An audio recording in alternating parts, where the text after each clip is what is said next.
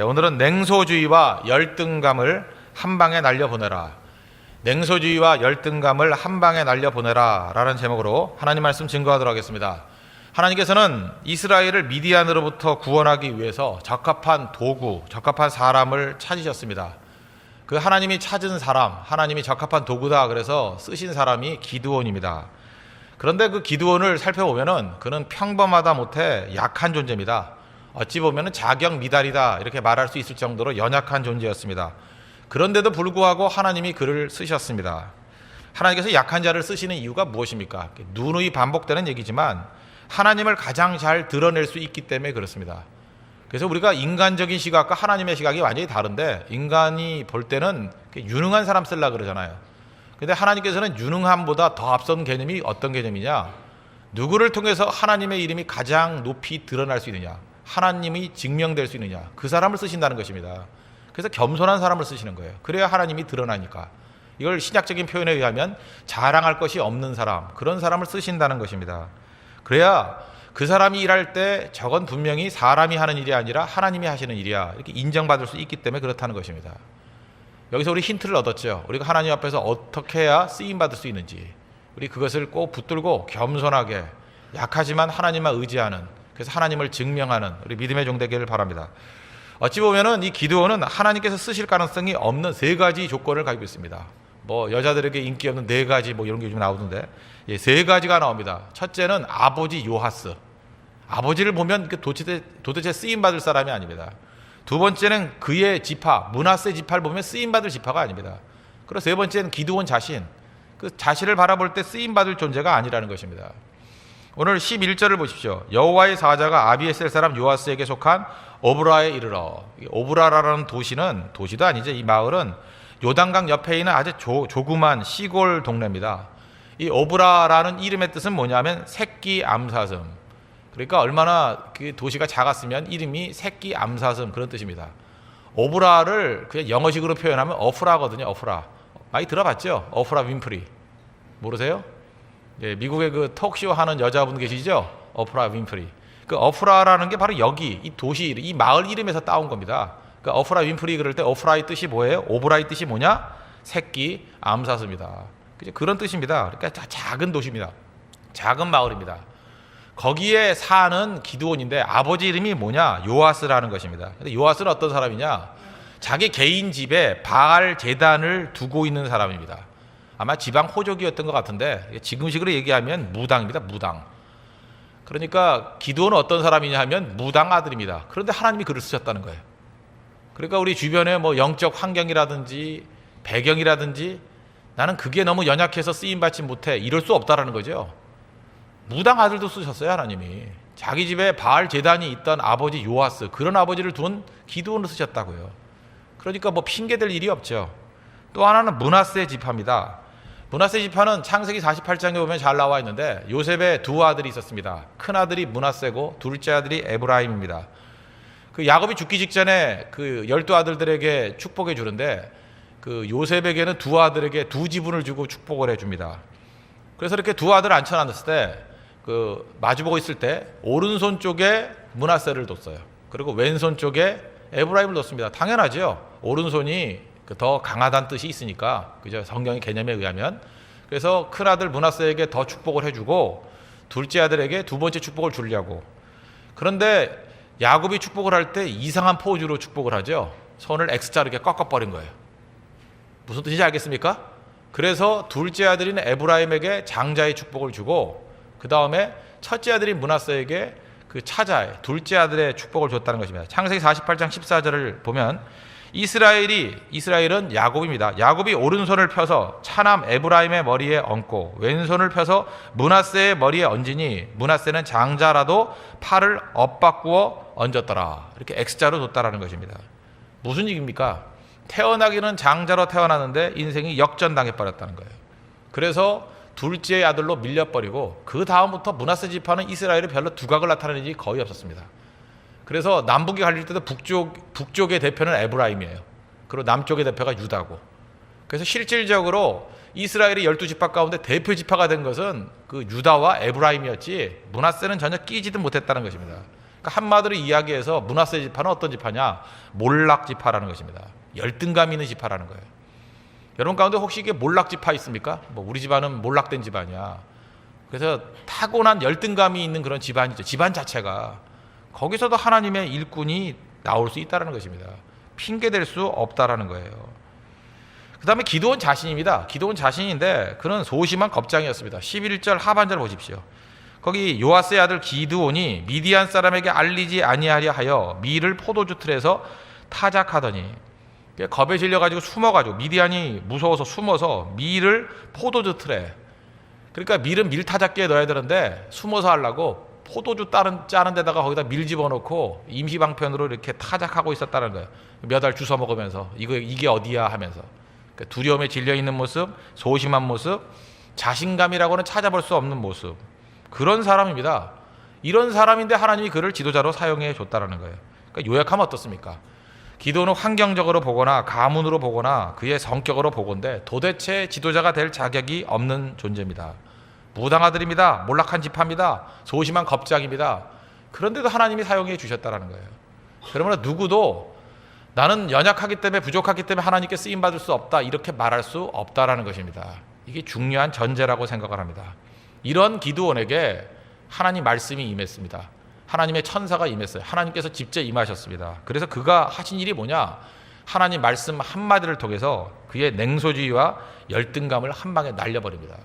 우리도 오늘 이 예배 시간에 하나님 말씀을 두고 내 속에 있는 냉소주의와 열등감을 한 방에 날릴 줄 알아야 된다는 것입니다.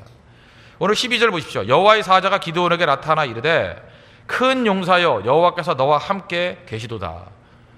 이런 소심한 기드온에게 뭐라고 말해요? 큰 용사래요. 이거 빈정되는 거 아닙니다. 진짜예요. 너는 큰 용사다. 무슨 얘기예요? 내가 너와 함께하면, 너같이 소심하고 너같이 환경적인 문제가 있는 사람이라 할지라도 큰 용사가 될 수 있다라는 하나님의 의지가 포함되어 있는 거예요. 하나님께서 말씀을 통해서 우리에게도 말씀하십니다. 너는 큰 용사다. 왜? 내가 너와 함께 할 것이기 때문에. 베드로 보십시오. 베드로가 원래 이름이 시몬인데 예수님께서 이름을 베드로로 바꿔주셨습니다. 너는 베드로라, 이 반석 위에 내 교회를 세우리니 음부의 권세가 이기지 못하리라.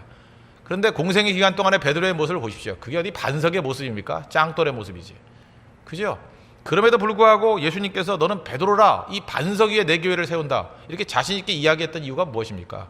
그거는 베드로 자신이 아니에요. 예수님의 의지죠. 내가 너와 함께하면, 성령께서 너와 함께하면 너는 반석같이 쓰임받을 수 있다라는 것입니다. 그 말씀 한마디에 베드로 인생이 바뀐 거 아니에요? 우리에게 그렇다는 거예요. 큰 용사요, 베드로요, 이렇게 말씀해 주신다는 것입니다. 그래서 절대로 냉소주의에 빠져 있으면 안 된다는 거예요. 주님이 큰 용사라 그러면 우리 큰 용사입니다. 여러분 믿습니까? 주님이 우리의 반석이라 그러면 반석이라는 거예요. 여러분 믿습니까? 근데 우리 말씀을 듣고도 자꾸만 그 냉소주의에 빠져가지고 빈정빈정 된다는 거예요. 기드온도 처음에 그랬습니다. 13절 보십시오. 이 기드온의 말투, 우리 말투 아니에요? 기드온이 그에게 대답하되 오 나의 주여, 여호와께서 우리와 함께 계시면 어찌하여 이 모든 일이 우리에게 일어났나이까? 하나님께 따지고 있어요. 함께 한다는데 이 꼴이 뭐야? 그러죠. 그 다음에 또 우리 조상들이 일찍이 우리에게 이르기를 여호와께서 우리를 애굽에서 올라오게 하신 것이 아니냐. 나 조상 때부터 맨날 얘기 들은 게 뭐냐 하면 애굽에서 우리를 구출해줬다 그랬습니다. 그런데 그 모든 이적이 어디 있느냐. 근데 그 하나님 지금 어디가 계셔요? 지금 빈정되고 있죠. 그 다음에 뭐라고 결론을 내립니까? 이제 여호와께서 우리를 버리사 미디안의 손에 우리를 넘겨주셨나이다 하니. 확정적으로 버린 거 아니에요.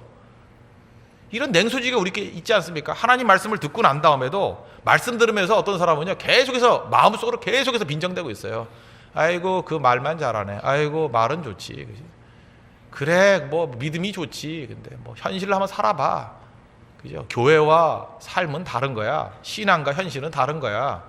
그죠? 저 목사가 세상을 몰라도 진짜 모르네. 저런 소리는 하고 있고 세월 좋은 소리 하고 있네. 계속 기도원같이 이렇게 궁시렁대면서 이렇게 얘기하고 있다라는 거예요. 그래서 우리의 삶 가운데 계속 문제가 끊이질 않는다는 것입니다. 그래서 히브리서 4장 2절에 보니까 그 말씀이 그들에게 유익하지 못한 것은 듣는 자가 말씀과 결부시키지 아니함이리라. 옛날 성경에는 듣는 자가 믿음을 화합지 않았다, 믿음을 섞지 않았대요. 말씀 들을 땐 믿음을 섞어야 되거든요. 새로 번역된 거는 믿음과 결부시켜야 돼요. 믿음과 결부시켜야 되는데 믿음과 결부시키지 않냐고 계속해서 속에 있는 불신과 결부시키니 열매가 나타날 리가 없죠. 말씀 듣고도 계속 아니라 그런다고요. 큰 용사라 그러는데 아니래요. 내가 무슨 큰 용사니에요.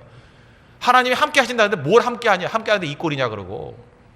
냉소주의입니다. 냉소주의. 열등감입니다. 큰 용사야 하는 한 말씀 듣고 그걸 날려버릴 줄 알아야 된다는 것입니다. 어제 말씀 중에 예를 하나 들었죠. 우리는 세상에 대해서 너무 두려워한다고. 죄가 우리로 하여금 두려움 가운데 이끈다고. 그래서 사회의 가치, 사회의 기준에 대해서 우리는 그냥 개 끌려같이 끌려가고 있다고. 그래서 남들이 뭐 한다 그러면 그거 안 하면 두려워서 벌벌벌 떨고, 애들 교육시킬 때 나는 그 교육 그대로 못 시키면 두려워하고, 모든 사람들이 전부 다 대기업 공무원 갈라 그럴 때 우리 다 글로 갈라 그런다고. 그런데 진짜 시대를 움직일 수 있는 그런 사람들, 그런 청년들이 나오려 그러면 스티브 잡스를 보라는 거예요. 랄프 로렌을 보라는 거예요. 남들 하는 대로 했냐고. 그렇지 않죠. 자기에게 주어진 은사를 가지고, 자기에게 주어진 소명을 가지고 자기 길 걸어갔습니다. 자기 길. 그래서 한 형제 예를 들었죠. 이 형제는 대학 다니면서 필 받아가지고 사업에 열심히 뛰기 시작했어요. 그래서 외식 사업도 지금도 크게 하고 카페도 열고. 제가 볼 때 30대 초반에 있는 어떤 형제들보다도 가장 안정적이고 가장 많이 전진돼 있어요. 지금 40 넘은 사람 이상의 어떤 그 결과를 나타내고 있더라고요. 세상 두려워하지 않고 거침없이 나아가잖아요. 그런 예를 들었습니다. 그랬더니 누구라고 얘기도 안 했는데 자기 얘기니까 알잖아요. 설교를 듣고 자기 얘기 나왔다고 무지 좋아하는가 봐요. 저한테 연락이 왔어요. 그 똑같은 설교를 10번 이상 들었대요. 10번 이상. 그러면서 다짐을 하면서 목사님 말씀대로 두려움 없이 거침없이 더 열심히 나가겠습니다. 그러고요. 그 아내가 또 메일이 왔어요. 남편이 설교에 등장했다가 하루 종일 얼마나 좋아하는지 자기도 미치겠대요. 진짜 자꾸 연락 와가지고. 그래서 자기도 덩달아 즐겁다. 제가 지금 이 얘기를 왜 하느냐 하면, 여러분 설교에 자기가 등장할 수도 있고, 아니면 말씀을 듣다가 자기 자신에게 적용되는 그런 은혜의 말씀이 있을 수도 있지 않습니까? 두 종류가 있어요. 한 종류의 사람은요, 그런 얘기를 들으면 그걸 확대 재생산해요. 자기가 나온 얘기라 그래서 설교 10번 듣는 거 쉬운 일 아닙니다. 그죠? 계속해서 자기에게 그 적용되는 말씀을 10번 이상 듣는 거예요. 그리고 이 말씀은 내 말씀이다라고 생각하는 거예요. 이건 하나님이 내게 주신 거다.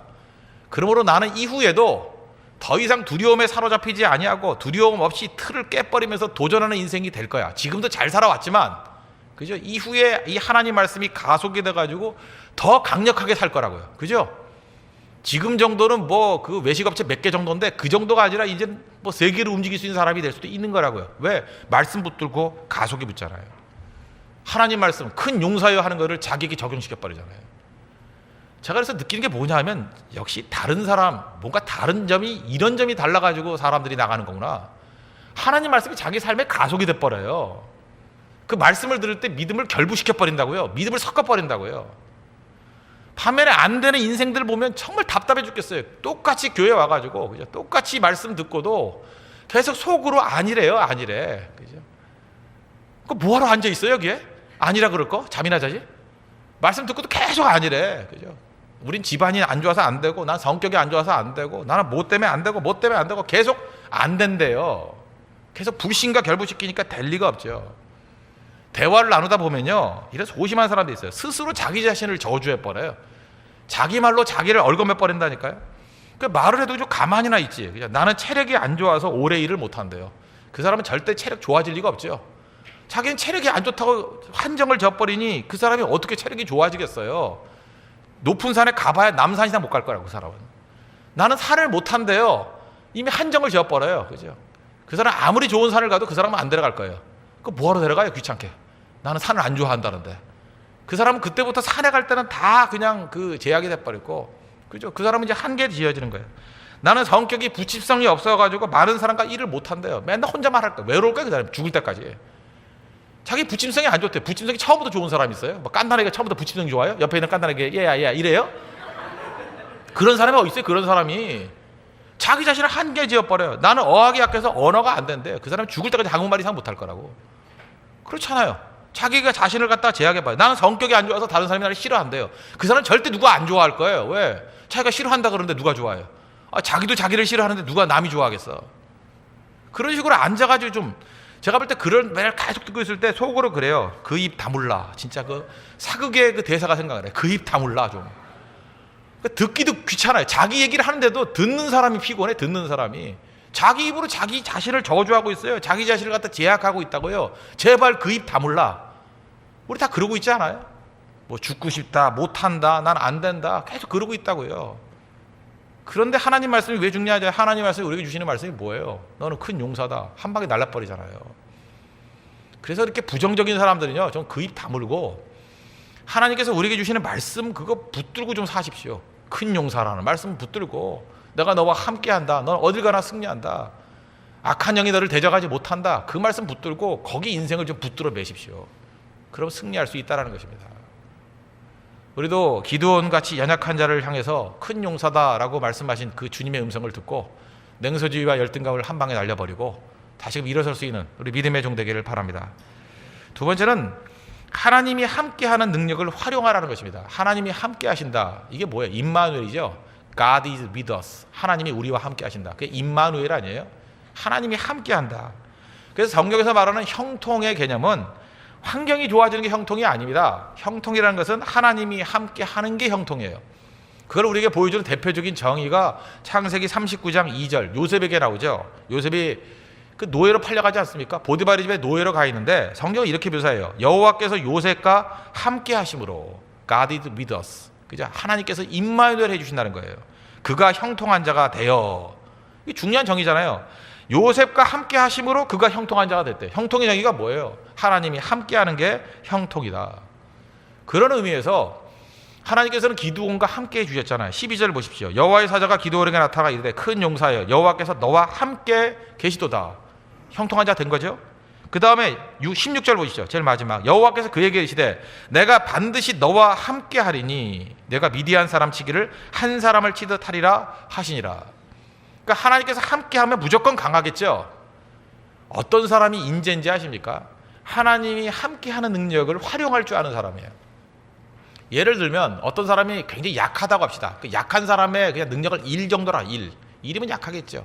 강한 사람의 힘을 한 만이라고 합시다. 뭐 사람의 크기가 10,000배까지 차이는 안 나겠지만 약한 사람이 1이에요. 아주 유능하고 강한 사람이 만이라고 합시다. 그러면 1 플러스 무한대는 얼마예요? 무한대죠. 하나님은 무한대의 능력을 갖고 계신 분 아닙니까? 내가 아무리 연약하다 할지라도 1 플러스 무한대는 무한대라고요. 그래서 나와 하나님이 함께 한다 그러면 하나님의 능력이 드러나는 거예요. 내 능력이 드러나는 게 아니고. 잊지 말라고요.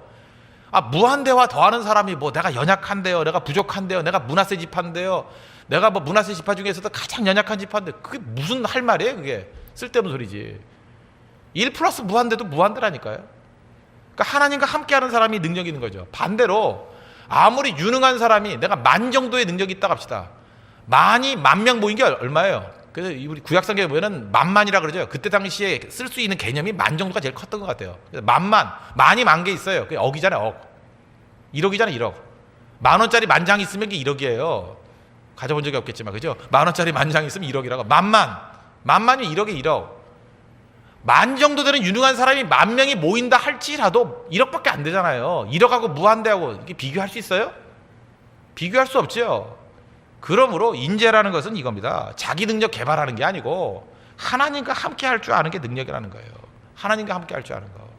그러니까 하나님이 누구와 함께 해주세요? 영원히 함께 하는 거. 말씀이죠. 이사야서 40장 8절 보니까 푸른 마르고 꽃은 시드나 우리 하나님의 말씀은 영원히 서리라. 그래서 말씀과 자기 인생을 묶어버리는 사람들은 무한대의 능력이 있다고. 말씀은 영원한 능력이 있기 때문에 그래서 말씀 붙들고 가는 거예요. 또 하나가 뭐예요? 기도죠. 마태복음 18장 20절 보니까 두세 사람이 내 이름으로 모인 곳에는 나도 그들 중에 있느니라. 기도할 때 하나님께서 함께 하신다. 예수님께서 함께 하신다 그랬잖아요. 그래서 기도하는 사람은 하나님의 능력이 드러나잖아요. 그래서 하나님의 능력을 일하는 사람, 그게 제일 강력한 사람이 된다는 것입니다.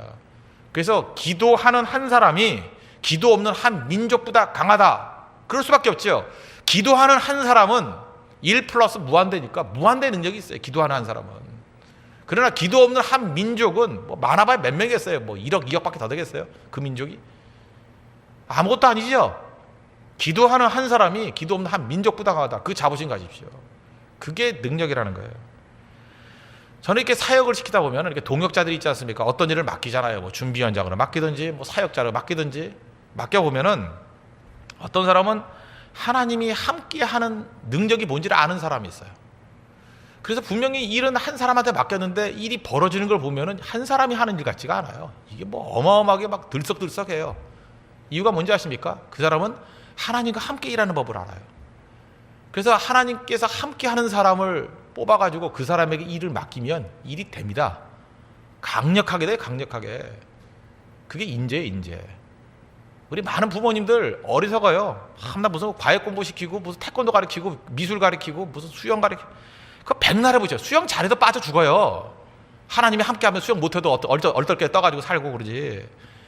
하나님과 함께하는 능력을 먼저 가르쳐야 돼. 하나님과 함께하는 능력. 우리 주일학교 캠프도 좀 보내시고 성경학교도 보내시고 그래서 말씀으로 무장하고 기도로 무장하는 어린이가 되면 하나님이 함께하는 어린이에요. 이게 어린 10,000명이 덤벼도 못 당해요. 1억이 덤벼도 못 당한다고. 무슨 얘기인지 아시겠죠? 하나님께서 함께하는 능력을 나의 삶 가운데 연결시킬 수 있는 그런 능력의 종이 돼야 된다는 것입니다. 그게 능력이라는 거예요. 오늘 두 가지 제목을 놓고 기도합시다. 말씀으로, 말씀 한마디, 큰 용사의 한마디로 우리 속에 있는 냉소주의와 열등감을 한 방에 날려보내십시오. 절대로 내 스스로를 얽어매는 어리석은 말 하지 마십시오. 그 입 다물라. 하나님 말씀 붙드십시오. 또 한 가지, 하나님과 함께하면 무한대의 능력이 있습니다. 동행의 힘으로 승리하는 우리 믿음의 신실한 종 되기를 축원합니다. 기도하겠습니다. 이 시간 다 같이 하나님 앞에 이 두 가지 말씀을 놓고 간구하도록 하겠습니다. 기도하겠습니다.